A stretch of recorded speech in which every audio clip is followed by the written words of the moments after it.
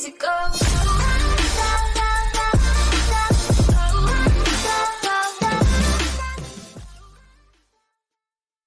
Hey there everyone, this is Lobotomize bringing you the second part of our series of the Game Pass Review Gem or Grenade. And for this one we are going to be covering The Messenger, which is an action platform video game developed by Sabotage Studio and published by Devolver Digital for Microsoft Windows, Nintendo Switch, PlayStation 4, and the Xbox One. The game begins with a village of ninjas being attacked by a demon king. It is then supposed a Western hero appears and gives a scroll to one of the surviving ninjas, appointing him as the messenger and telling him to deliver it to the top of a mountain. During his journey, the messenger is aided by a mysterious blue-robed shopkeeper who provides him with upgrades and a demon named Quarble, who helps to save him from death. Fortunately for us, after traveling through various areas and meeting a variety of foes turned friend, the messenger arrives at the Tower of Time and encounters more blue-robed figures who send him 500 years to the future to defeat the Demon King's general, Bermotzel. Upon doing so, the messenger loops around having to go back and forth in time, if you will, collecting various items, almost in a Dark Souls-like fashion.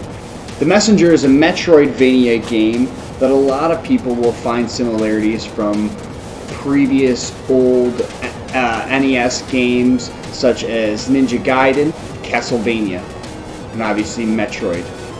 The game offers you a various amount of upgrades and items to obtain throughout the world as far as traversing back and forth through the different time spans, and as well as different items that you will need to essentially go back and travel to areas that you weren't able to go to before.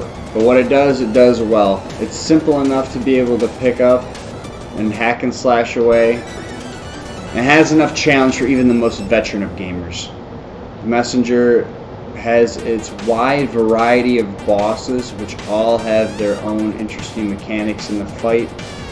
The game does a good job of getting harder and harder as it goes on, which is nice and refreshing because it does it in a way where it keeps you involved and it's not too frustrating, but challenging enough even for the most veteran of gamers. And it does a very good job of capturing all aspects of classic games and rolling them all into one title without it looking like a sloppy mess. It is really calculated and done very, very well. I highly recommend giving this game a try.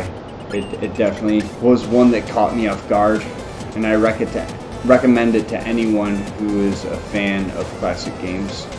There's various items that you're able to acquire when you traverse back through parts of the map, and you're able to pull up the map, which in my first time playing I didn't realize, but the scroll itself is a map, and the game will prompt you and tell you. And I'm not sure if you can look at it early on, but you might be able to, so it's worth hitting the left bumper there and checking out early on and see if the map is available to you. So as you progress through the game, you get to a point where you have came through all of the areas in a linear fashion, and then you begin to backtrack through the different time points.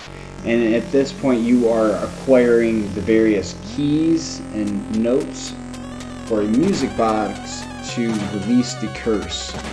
And the final battle for that is definitely one of the coolest fights that is in the game, and is sure not to disappoint. But I really enjoyed a lot of the mechanics of the game. You see there's even some Sonic-like reminiscent mechanics. Many of the bosses that you fight and encounter end up becoming friend rather than foe, and help you along your way in your journey. So after finding all 4 Phobikins, it allows you to go to the Forlorn Temple, which basically opens up the last part of the game, in which you defeat the Demon King from the beginning of the game, who started all the trouble. And this boss fight is super fun. And after you beat the game, you unlock New Game Plus, so you're able to enjoy it multiple times through, which I have yet to experience. but I will be sure to do Game Plus a try and see if there's anything changes up along the timeline. But besides this game being a absolute visual masterpiece with all of the classic representations that we know and love from our childhood, it does a great job to capture a story and tell it in a way that keeps you involved, but also doesn't overdo its welcome. And I really enjoyed every bit of an aspect of this game, from the art style, the story, the upgrades, the mechanics, everything about it was a great pizza pie, if you will. So I truly believe this one deserves a pretty high score. And one of the reasons that I'm going to give it as high of a score is it is the total package of a classic game, and it has a free DLC. That is right. It is a free game with a free DLC with an extra map. I'm not going to spoil that and cover that in this video. I'll leave that to you guys to check out.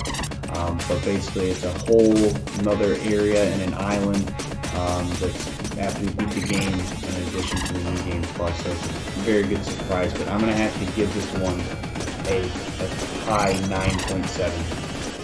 And it really does deserve it. So I hope you guys enjoyed the review and the video. Thank you for sticking around. Be sure to be blessed and have a great day. And I'm going to leave you here with some tunes, some of my favorite tunes from the game here. Check you guys in the next one. Peace and love. See you.